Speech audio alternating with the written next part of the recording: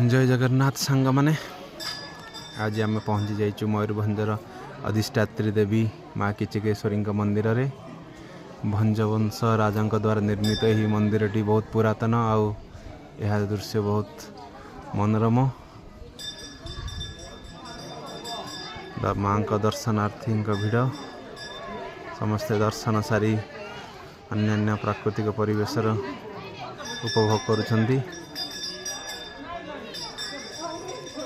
एबे आमे मंदिर परिक्रमा करिवा।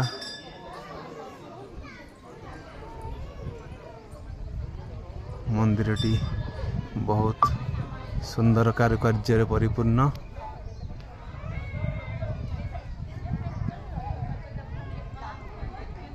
मयूरभंज प्राकृतिक परिवेश रे परिपूर्ण और यार दृश्य अत्यंत मनोरम।